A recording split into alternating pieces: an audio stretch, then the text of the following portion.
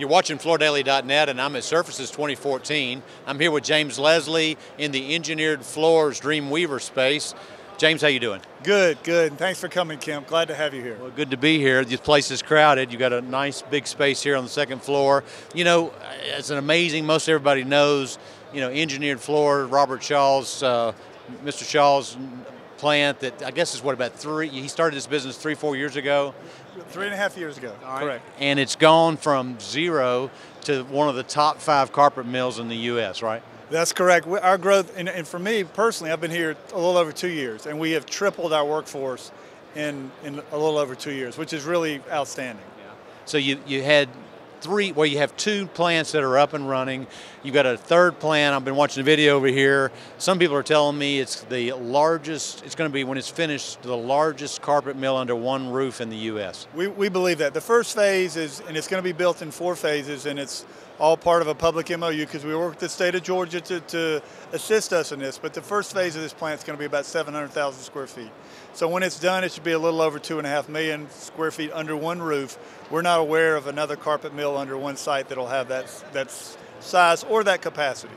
So, I mean, your company has invested. I mean, the announcement was this third phase is $450 million, right? That's correct. When we're through with that, all the phases of expansion, we will have invested over $450 million. So it's a large investment. It is amazing. And everything you make is dry processed or solution dyed polyester, right? That's correct. The color is inside the fiber as we make it. That's the one thing that really differentiates us from the rest of the industry. We're the only mill that does that on everything we do. Okay. Well, tell us a little bit about what you're doing this year and some of the things that, you know, as far as where you're moving your styling. The biggest trend, of course, and you probably have heard it other places, soft is continuing to grow.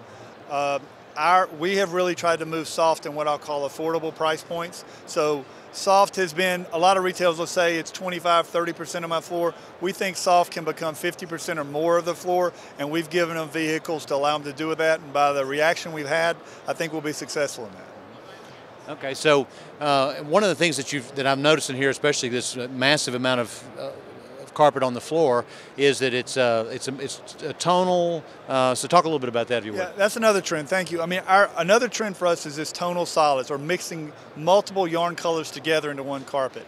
That trend gives a carpet that's much more forgiving, and our percentage of tonal solid sales goes up every month. This is the first market, other than commodity, we have not introduced a solid color carpet in a mid to upscale price point, and that's really, and the reason we're doing that is it's what consumers are asking for.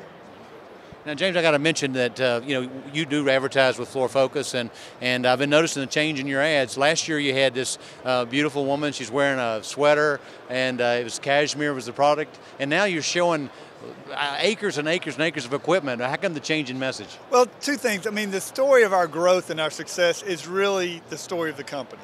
So to some extent, a lot of people like to know what we're doing. We get asked all the time, how are your plants coming? So we're starting to put that out there. Plus, we have built more capacity and put more capacity in place to make sure that even though we're growing fast, we're going to have enough carpet for everybody that wants to come and buy carpet from us in the coming year. We're not going to have any supply issues, and one way to do that is to just let people know we've already built it. It's kind of like the Field of Dreams. We've built it, and now they can come. Yeah.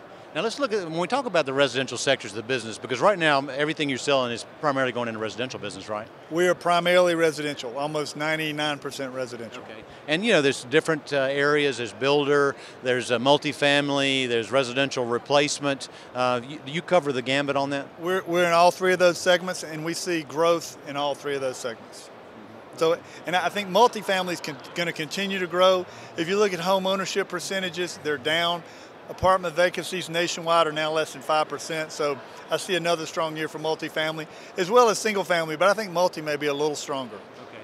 Now, are you feeling good about where things are headed in 14? All the trends say that we should have a pretty good year going forward. I mean, I don't look for 14 to be a phenomenal year. It's not it's a dream year, but I think another 4 to 6% growth is certainly possible, and it looks like all the trends say that's what we're going to have. Now, are you going to grow with the market, or are you going to take share? We plan to grow probably a little better than market. Okay, all right, James. Well, great to be with you. Again, talking to James Lesslie, who's the assistant to the chairman at Engineered Floors and Dreamweavers, and you've been watching Kemp Harr and FloorDaily.net.